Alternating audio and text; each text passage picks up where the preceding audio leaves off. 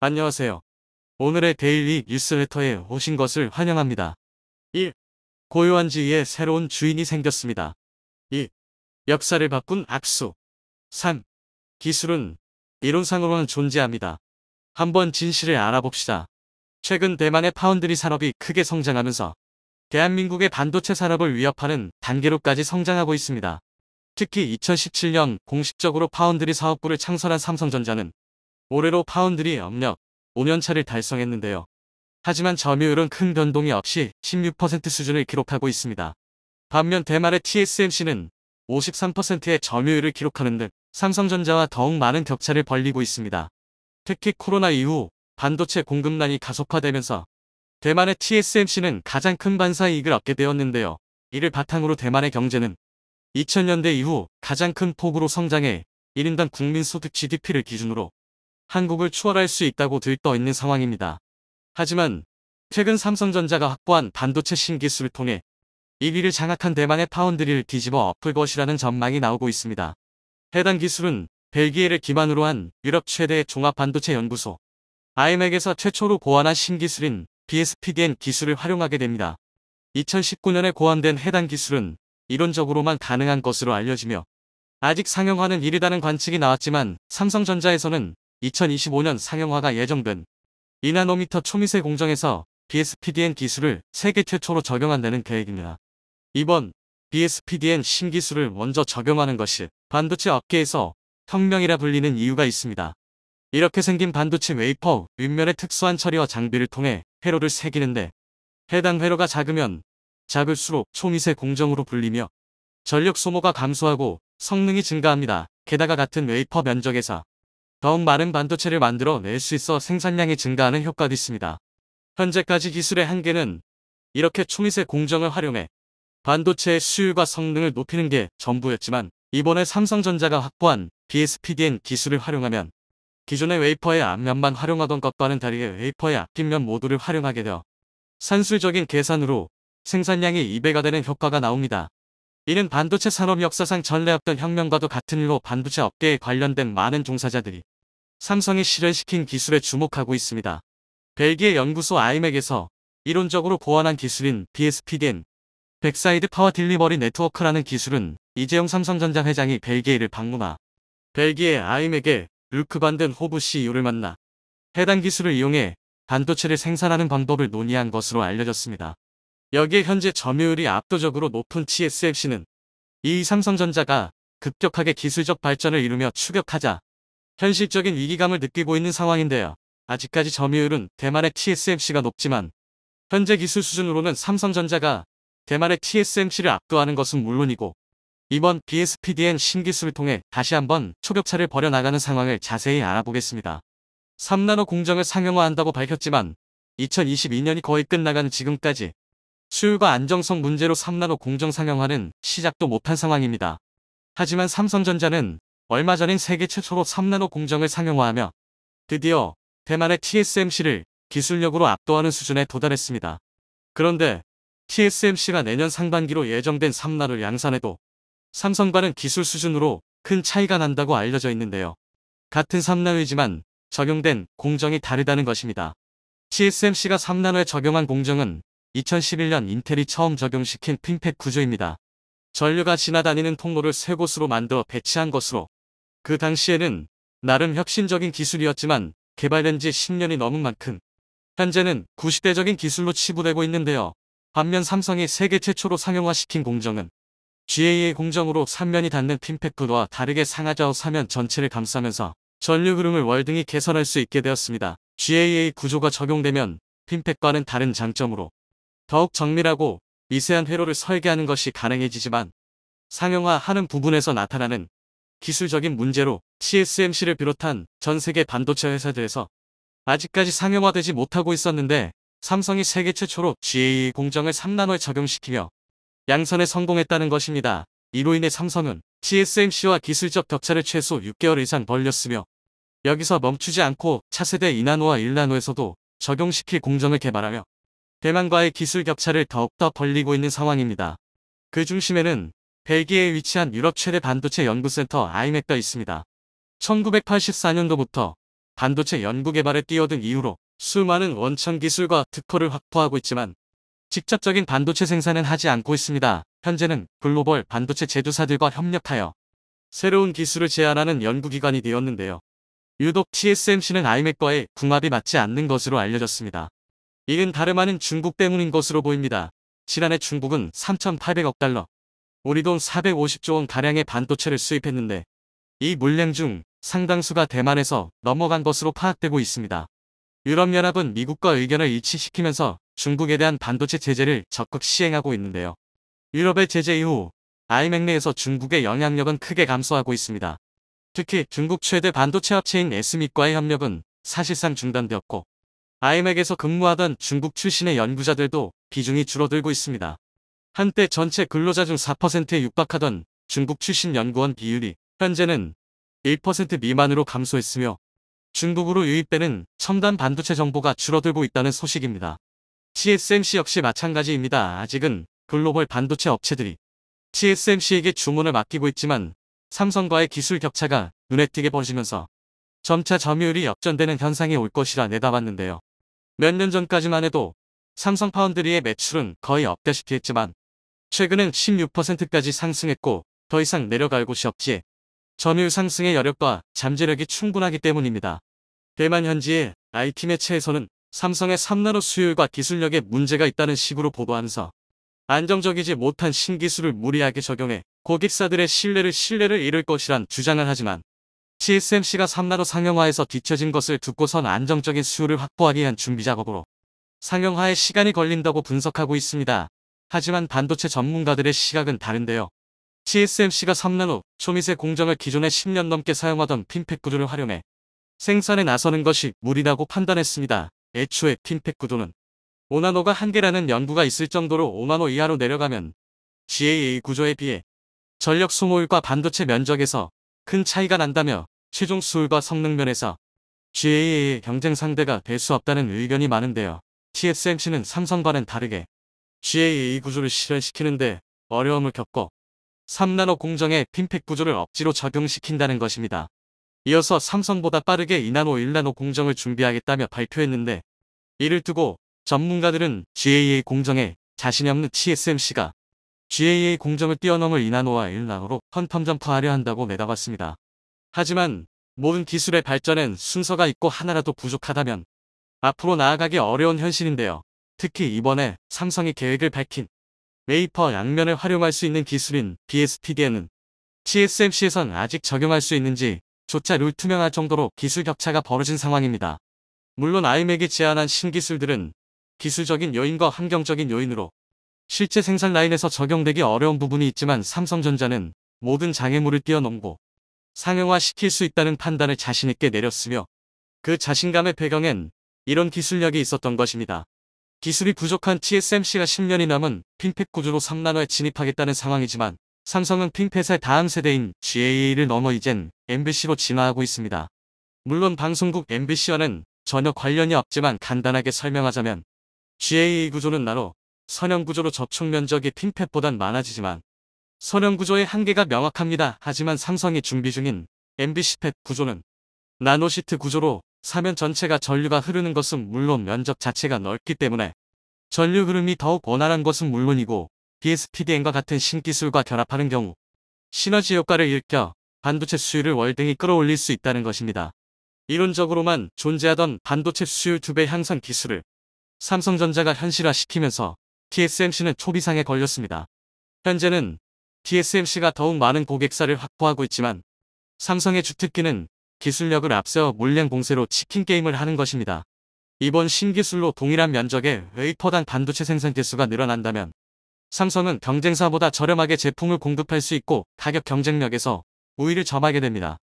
따라서 현재 TSMC에 몰려있는 글로벌 고객사들이 가격 경쟁력과 품질을 쫓아 삼성으로 오게 될 것이며 이런 흐름은 3년 내지 5년 안으로 현실이 될 것이라는 전망입니다. 과거부터 삼성전자와 정면으로 경쟁하던 반도체 업체들은 이미 역사 속으로 사라지게 되었는데요. 대표적으로 일본의 반도체 업체들이 있습니다. 대만 TSMC는 현재 미중 갈등의 반사 이익으로 많은 혜택을 보고 있지만 결과적으로 기술력 격차와 품질 및 생산 단가 차이로 파운드리 1위 자리를 한국에 내주게 될 것입니다. 차세대 미세 공정 계획만 발표하고 상용화는 미루고 있는 TSMC와는 다르게 삼성전자는 2025년엔 2나노, 2027년엔 1.4나노 반도체 공정을 양산한다며 자신감 있게 발표하고 있는데요.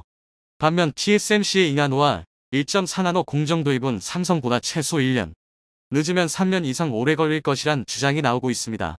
삼성이 기술력 초격차로 TSMC를 추격하자 대만에서도 관련 기술 투자를 늘리며 대응하고 있지만 삼성과 RD 연구개발 투자 규모에서 차이가 벌어질 대로 벌어진 상황인데요. 이번에 2나노 비밀병기로 알려진 2배 폭사 기술 DSPDN을 적용시킨 삼성이 글로벌 파운드리 시장에서 어떤 성과를 내게 될지 많은 관심이 쏠리고 있습니다.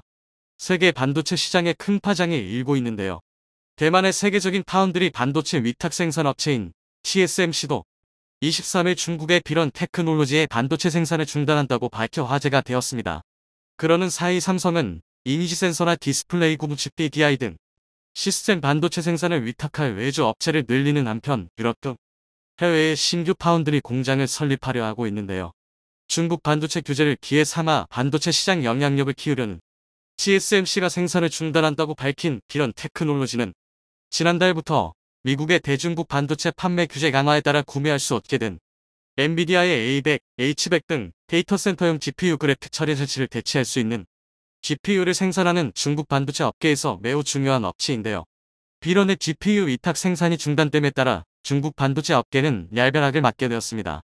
BR100 등 비런의 제품들은 7나노 공정으로 생산되는데 중국 내에서는 기존의 TSMC와 같이 7나노 공정을 안정적으로 생산할 수 있는 업체가 아직 없기 때문인데요.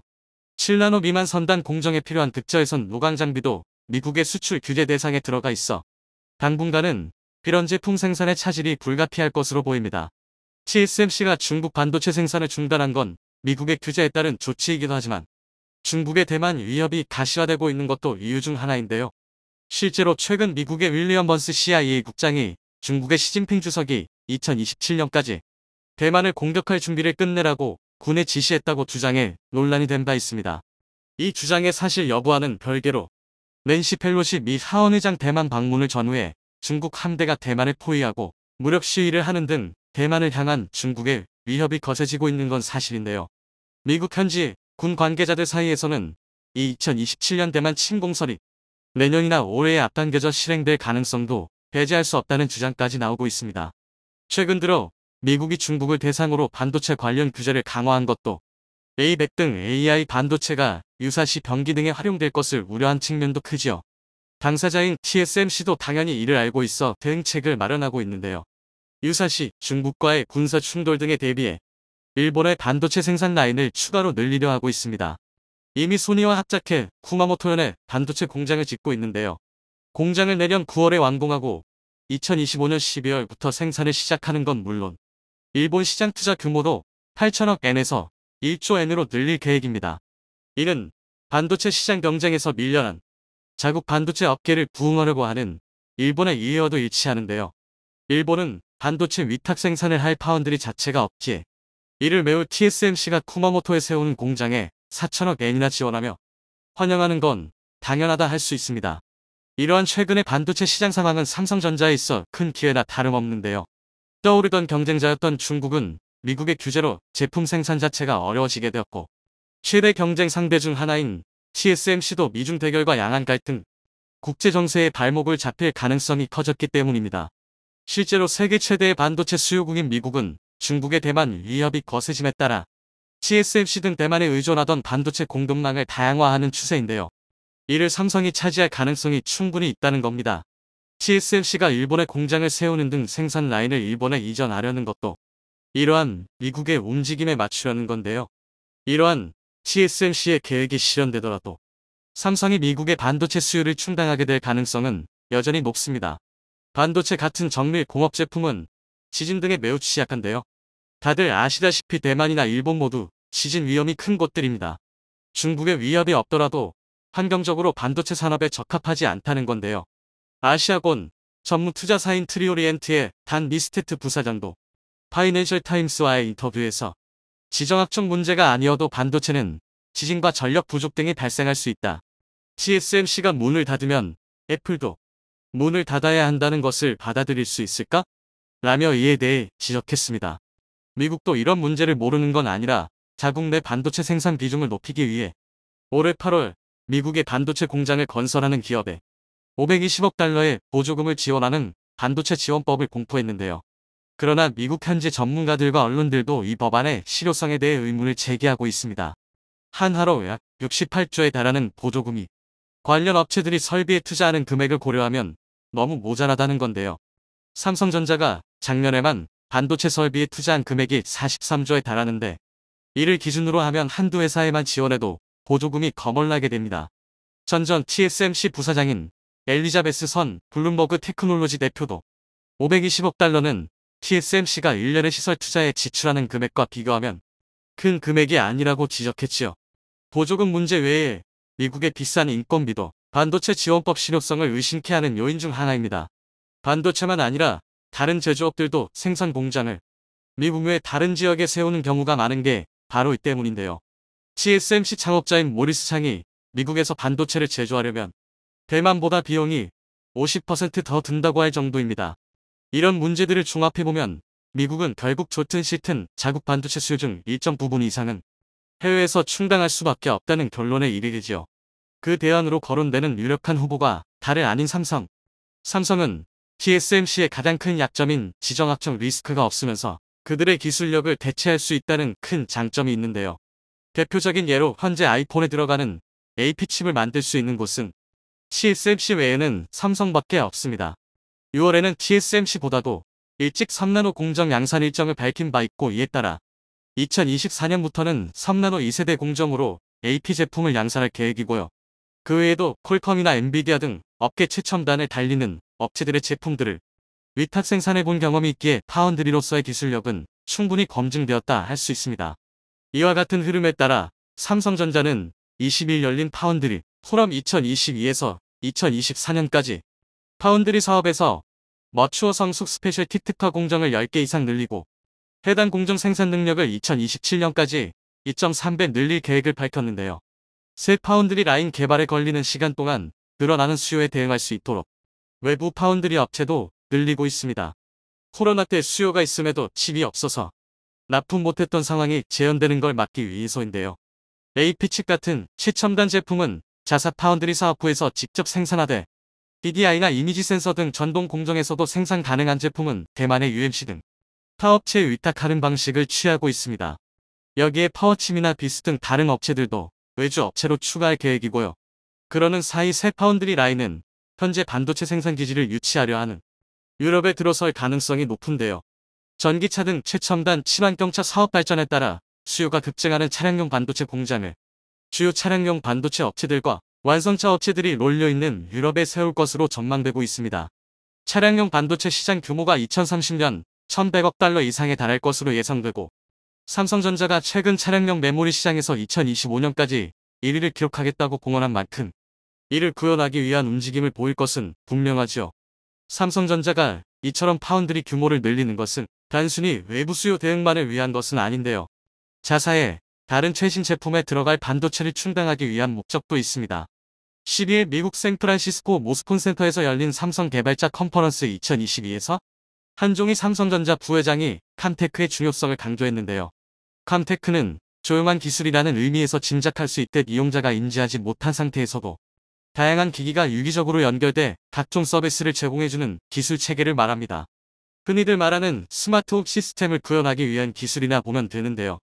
이와 관련해 자사 사물 인터넷 시스템인 스마트싱스와 연계된 음성 지원 플랫폼 빅스비의 기능을 강화한 빅스비 홈 스튜디오의 개발물을 선보였고 스마트홈 보안에 최적화된 보안 패러다임인 삼성 녹스 매트릭스도 발표했습니다. 이러한 첨단 기술과 연계된 제품 생산에는 필연적으로 고성능의 반도체가 들어가기 마련인데요. 그와 같은 수준의 반도체를 생산할 수 있는 기술력을 가진 업체가 삼성을 포함해 세계적으로 얼마 되지 않는다는 걸 생각하면 관련 제품들의 원활한 양산을 위해서라도 파운드리 사업 확장은 필수적입니다. 코로나 확산으로 인해 첨단 반도체 생산이 수요를 따라가지 못해 컴퓨터 그래픽카드나 이와 연계된 콘솔 게임기 등 관련 제품들의 값이 올라갔던 사례만 봐도 알 수 있지요. 삼성전자의 관련 제품군 생산 계획만 봐도 왜 반도체 파운드리 규모를 늘리려고 하는지 알 수 있습니다. 삼성전자는 내년에 LCD TV를 3,900만여 대, 올레드 TV는 최대 150만 대까지 출하할 계획을 세웠는데요. 이 중 올레드 TV에는 모두 삼성 디스플레이의 QD 올레드가 쓰입니다. LG 디스플레이의 W 올레드를 적용한 제품의 생산 계획은 아직 반영되지 않은 수치란 걸 생각하면 실제 생산 규모는 더 늘어날 가능성이 큰데요. 이러한 디스플레이 생산 수요를 충당하기 위해서라도 해당 제품에 들어갈 반도체 생산량을 지금보다 늘려야 합니다. 그런 점에서 삼성의 반도체 파운드리 사업 확장은 반도체 산업 자체는 물론 삼성전자 전체의 성장과 발전을 위한 행보라고 할 수 있지요. 지금까지 한국이 독주하고 있던 액화천면가스 LNG 운반선 시장에 중국이 도전장을 내밀었습니다. 그런데 중국의 이런 도전 뒤에는 프랑스와 일본의 적극적인 지원이 있는 것으로 알려졌습니다. 프랑스는 현재 자신들이 독점하고 있는 멤브레인 방식의 화물창 원천 기술을 지키기 위해서, 일본은 한국에게 빼앗긴 조선업을 되찾겠다는 목표를 내세웠습니다. 미중 갈등 속에서 미국은 중국에 대한 첨단 기술 판매를 전반적으로 금지하고 있는데, 이례적으로 프랑스는 자신들이 독점하고 있는 기술을 중국에 판매한 것입니다. 지금까지 한국 기업들은 LNG 운반선을 한 척 만들 때마다 100억 원에 가까운 돈을 프랑스 기업에 줘야만 했고, 프랑스는 많아서 돈을 손쉽게 버는 형국이었습니다. 그런데 한국 기업들이 연일 신기술 개발에 나서면서 프랑스의 독점적 지위가 흔들리자 중국과 손을 잡고 한국 조선업을 견제하겠다고 나선 것입니다. 이처럼 역대급 호황을 맞이하고 있는 한국 조선업의 또 다른 암초가 등장한 상황입니다. 멤브레인 방식의 LNG 화물창 원천 기술을 보유한 프랑스의 GTT가 중국 조선해운업계 주요 대기업 집단의 멤브레인 화물창 라이선스 면허를 한 달 간격으로 2차례나 발급했습니다.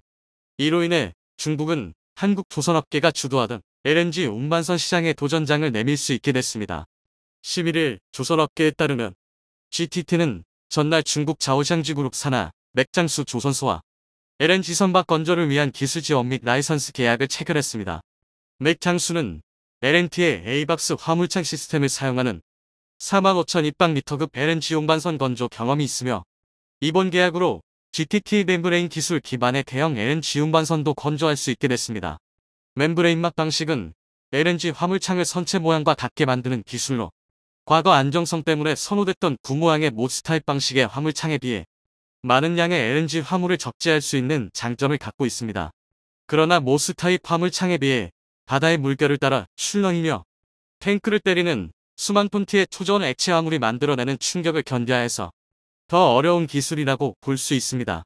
GTT로부터 멤브레인 화물창 라이언스를 받아낸 맥장수는 유럽의 한 선주와 최대 내척의 LNG 운반선 건조를 위한 협상을 진행 중인 것으로 알려졌습니다. GTT는 LNG 운반선 시황이 좋아진 지난해부터 중국 내 대형 조선소들에게 적극적으로 멤브레인형 LNG 운반선 라이선스를 발급하고 있습니다. 지난달 중국 최대 조선소인 양쯔장조선과 LNG 화물창 건조를 위한 기술 지원 및 라이선스 계약을 체결했습니다. 이에 앞서 GTT는 후등 중화조선, 다렌조선, 장난조선을 거느린 중국 국영, 중국 선박공업 그룹 CSC, 난퉁중원 가와사키 선박공정을 보유한 중국 원양문 스코스코 그룹 등 주요 국영그룹과도 기술 지원 및 라이선스 계약을 맺혔습니다. 양쯔장조선과 난둥 선박공정은 중국과 일본이 현재 조선업을 장악하고 있는 한국을 견제하겠다는 목표를 가지고 협력관계를 이어가는 회사들입니다. 먼저 양쯔장조선은 2019년 5월 일본 미쓰이 물산, 미쓰이에스와 함께 합작 조선소 장수양쯔 미쓰이 조선을 설립했습니다. 양쯔장조선의 가격 경쟁력과 미쓰이의 품질관리, 판매 능력으로 시너지를 낸다는 구상을 내세웠습니다. 장수양쯔 미쓰이 조선은 중형 벌크선 시장 중심으로 활약 중인데, 이 회사는 LNG 운반선을 포함한 고부가 가치 친환경 선박 외 각종 상선도 향후 건조 목표로 삼고 있습니다. 일본 가와사키 중공업과 중국 최대이자 글로벌 4위 해운사 코스코의 합작사 난둥 선박공정은 이미 지난 2005년에 LNG 운반선 제조 핵심 기술인 넘버 96타입 멤브레인 탱크 제작 라이센스를 프랑스 GTT사로부터 얻었습니다. 난둥 선박공정은 적재량을 명기하지 않은 LNG 운반선 이미지를 자사 제품 소개 사이트에 올려놓고 영업활동을 벌이고 있습니다. 가와사키 중공업과 코스코는 1995년 출범한 난둥 선박공정의 성공 경험을 바탕으로 2007년 다른해 추가 합작 조선소를 만들어 운영 중입니다. 5G 산업에서 화웨이를 퇴출시킨 것을 시작으로 미국은 중국의 첨단 기술 판매를 하나씩 금지하고 있습니다. 현재는 반도체에 역량을 집중하고 있지만 이후에는 또 다른 기술의 판매를 막을 것으로 예상할 수 있습니다. 러시아의 우크라이나 침공 이후 유럽은 에너지 부족 사태를 겪고 있고 그 해법으로 미국이나 카타르 등에서 LNG 수입을 늘리겠다고 선언한 상황입니다. LNG 선박 확보가 국가 방위의 핵심으로 떠오른 상황에서 미국이 향후 중국산 LNG 선박에 대한 견제에 들어갈 것으로 예측됩니다. 특히 중국은 러시아를 적극 지원하고 있으며 러시아에서 LNG를 수입해 유럽에 되파는 등 막대한 이득을 거두고 있습니다. 그런데 프랑스는 이런 상황 속에서 중국의 LNG 운반선의 핵심 기술을 허가해준 상황인 것입니다. 현재 중국 조선소들은 수익성이 좋은 LNG 해상 공동나 시장을 노리고 있습니다. 특히 수요가 급증하고 공급은 부족한 LNG 운반선과 부유식 LNG 터미널 시장에 진출하겠다는 의지를 키우고 있는데 모두 한국이 장악하고 있는 시장입니다. 자오샹지그룹 관계자는 GTT와 라이선스 계약을 체결하면서 대형 LNG 운반선, 부유식 저장 재기와 설비 푸스로 부유식 액화 설비 FLNG 등에 대한 건조 경험을 쌓겠다며 GTT와 그룹 내 다른 조선소와의 협력도 목표라고 말했습니다. 그간 한국 대형 두선사는 LNG 운반선 및 부유식 터미널 시장을 독식해왔으나 경쟁이 치열해질 전망입니다. GTT가 중국 조선사에 적극적으로 라이선스를 발급하는 배경에는 독자 화물창 기술 개발을 이어가고 있는 한국 조선업계에 대한 견제 성격이 있습니다. GTT의 멤브레인 화물창 기술을 바탕으로 한 LNG선을 만들 수 있는 조선사가 늘어날 경우에 GTT가 한국 조선사들과의 협상에서 우위에 설 수 있기 때문입니다. 최근 4년간 화물창 기술 로열티로 한국 기업들이 프랑스에 지급한 금액은 약 3조 9,405억 원에 달하는 것으로 알려져 있습니다. GTT 입장에서 한국은 그야말로 가만히만 있어도 돈이 떨어지는 황금말을 낳는 거의나 마찬가지인데 한국은 계속해서 GTT의 기술에서 벗어나려는 움직임을 보이고 있습니다.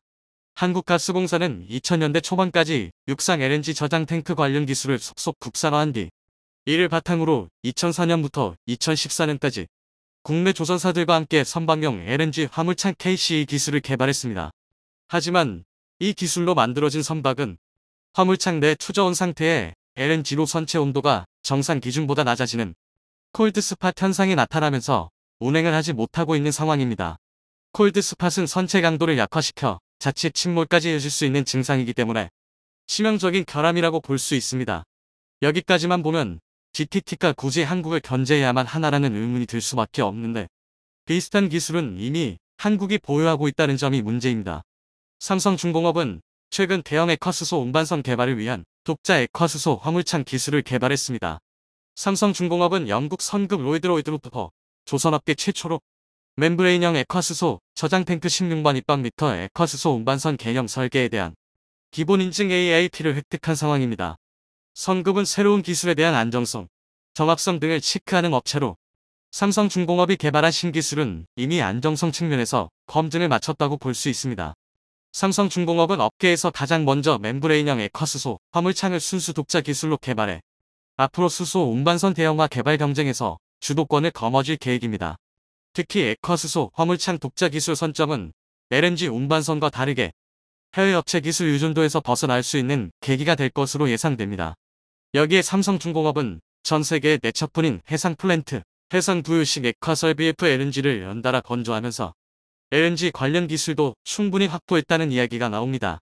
FLNG는 해상에서 천연가스를 채굴, 정제하고 이를 액화 천연가스 LNG로 만들어 저장 및 타격하는 해상 설비입니다. 과거 해상가스전 개발은 해저에서 천연가스를 뽑아올려 파이프라인으로 육상에 이동해 정제 및 액화한 뒤 저장 탱크에 보관하다가 LNG 운반선으로 운송하는 방식이었습니다. 반면 FLNG는 천연가스의 정제, 생산, 액화, 저장, 하역 등 모든 과정을 해상에서 원스톱으로 처리할 수 있습니다. FLNG는 따라서 해저에 별도의 파이프라인을 설치하지 않아도 되고 평균 2조 원에 달하는 육상 액화, 저장 설비도 필요 없습니다. 이 같은 장점 덕에 육지에서 멀리 떨어진 심해, 가스전 개발에는 FLNG가 필수 설비로 손꼽힙니다. 삼성중공업은 FLNG의 가능성을 내다보고 2006년 9월부터 4년여간 약 100억 원을 투자해 기술 확보에 나섰습니다. 그런데 FLNG에 도입된 기술이 LNG 운반선에 사용되는 기술과 매우 유사합니다. FLNG는 바다 위에 떠있는 설비인 만큼 가혹한 해상 상태에서도 움직임을 최소화해야 합니다. 삼성중공업은 대덕 선박해양 연구센터의 시험 수조에서 모형선 테스트를 통해서 해상 거동 억제 FLNG 선형을 자체 개발했습니다. 그리고 이 FLNG에는 LNG를 해상에서 안전하게 보관할 수 있는 화물창이 있습니다. 삼성중공업은 LNG 출렁임에 의한 화물창 내부 손상을 해결할 수 있는 기술과 LNG를 섭씨 영하 163도의 극저온 상태로 유지할 수 있는 시스템을 자체 개발했습니다. 대형 스테인리스 스틸 탱크 생산 기술도 확보했고, 물결치는 바다 위에서 LNG를 안전하게 이송하기 위한 선박한 계류와 LNG 이송 기술도 개발했습니다. 여기서 조금만 기술 개선이 이뤄지면 GTT의 기술을 사용하지 않더라도 한국 기술만으로 LNG 운반선을 만들 수 있는 것입니다. 다만 글로벌 선사들 사이에서 GTT가 아닌 한국형 화물창을 사용하면 선박 인수를 거부하는 움직임이 확인되고 있어 한국이 GTT의 영향력을 벗어나기까지는 꽤 오랜 시간이 필요할 것으로 보입니다.